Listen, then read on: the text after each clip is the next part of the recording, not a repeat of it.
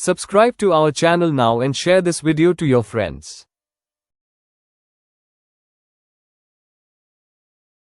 आज हम सीखेंगे कि एआई असल में कैसे काम करता है। कभी कभी लगता है ना कि टेक्नोलॉजी हमारा दिमाग पढ़ रही है।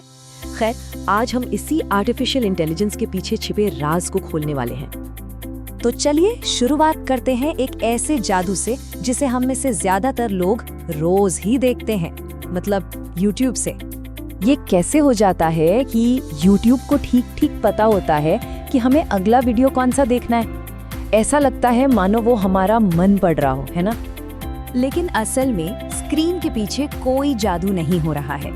ये तो एक बहुत ही चालाक जासूस का काम है। तो फिर सवाल ये उठता है कि ये जासूसी होती कैसे है। चलिए समझते हैं कि एआई एक जासूस की तरह सुराग कैसे जुटाता है।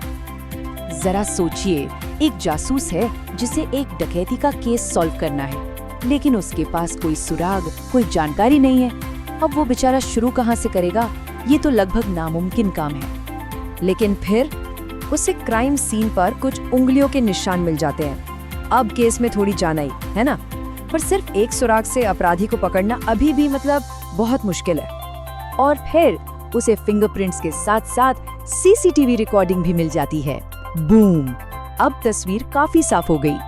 सीधी सी बात है, जितने ज्यादा सुराग होंगे, सही आदमी तक पहुंचना उतना ही आसान होगा। बस एक जासूस की तरह ही एआई को भी सही फैसले लेने के लिए सुरागों की जरूरत होती है, और इन सुरागों को हम कहते हैं डेटा। तो YouTube के लिए ये सुराग क्या हैं? अरे ये सिर्फ देखे गए वीडियोस नहीं है, ये हमारी सर्च हिस्ट्री है, हमारे लाइक किए हुए वीडियोस, हमारे कमेंट्स, यहाँ तक कि हम कोई वीडियो कितनी देर तक देखते हैं, दिन के किस समय देखते हैं और कौन से डिवाइस पर देख रहे हैं, सब कुछ। हमारा हर एक क्लिक, हर एक स्वाइप एआई के लिए एक सुराग है जो उसे बताता है कि आगे क्या दिखाना है।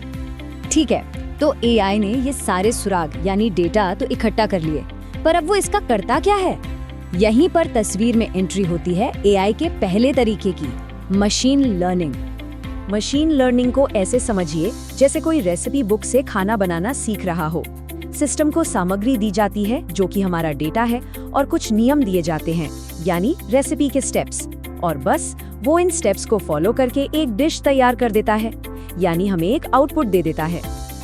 लेकिन क्या हो अगर कंप्यूटर को इस रेसिपी बुक की जरूरत ही ना पड़े? यहीं आता है डीप लर्निंग। ये एक अनुभवी मास्टर शेफ की तरह है जिसे रेसिपी की कोई जरूरत नहीं। वो तो अपने तजुर्बे से हजारों डिशेस बनाने और चखने के बाद खुद ही समझ जाता है कि कौन सी चीज किसके साथ अच्छी लगेगी। ठीक वैसे ही डीप लर्निंग का सिस्टम बहुत सारे डेटा को देखकर उसमें से खुद ही पैटर्न ढूंढकर सीखता है। तो फिर दोनों में फर्क क्या हुआ? देखिए, मशीन लर्निंग यानी हमारा कुक उसे दिए गए उदाहरणों और नियमों को फॉलो करता है, जबकि डीप लर्निंग यानी मास्टर शेफ वो खुद ही मुश्किल से मुश्किल पैटर्न ढूंढ लेता है। इसीलिए मशीन लर्निंग को कम डेटा की जरूरत पड़ती है, जैसे Amazon पर प्रोडक्ट रेकमेंड करना, और वहीं डीप लर्निंग को बहुत ज्यादा डेटा चाहिए होता है, जैसे फेसबुक पर तस्वीरों में चेहरों को पहचानना।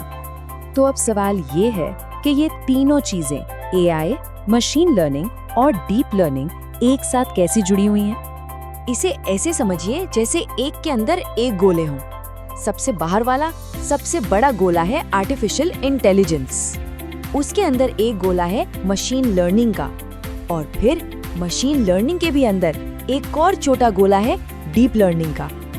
तो चलिए फटाफट से सारी मुख्य बातें दोहरा लेते हैं। सबसे पहली और जरूरी बात, एआई डेटा से सीखता है। जितना ज्यादा डेटा उतने बेहतर फैसले। दूसरी बात, मशीन लर्निंग या एमएल कंप्यूटर को उदाहरणों से सिखाता है। और तीसरी बात, डीप लर्निंग या डीएल एमएल का ही एक एडवांस्ड रूप है जो बहुत बड़े डेटा में से खुद ब खुद मुश्किल पैटर्न ढूंढ निकालता है। बस एआई पूरा मैदान है, एमएल उसका एक हिस्सा है और डीएल उसी हिस्से की एक खासियत है। आखिर में ये याद रखना बेहद जरूरी है कि एआई एक बहुत ताकतवर टूल है जिसका इस्तेमाल हम अपनी जिंदगी को बेहतर बनाने के लिए कर सकते हैं। और जाहिर है, जब शक्ति बड़ी होती है तो जिम्मेदारी भी बड़ी होती है। तो ये टूल तो लगातार और स्मार्ट होता जा रहा है। अब सवाल ये है कि हम ये कैसे सुनिश्चित करेंगे कि इसका इस्तेमाल समझदारी से हो। ये एक बहुत जरूरी सवाल है जिसके बारे में हम सबको सोचने की जरूरत है।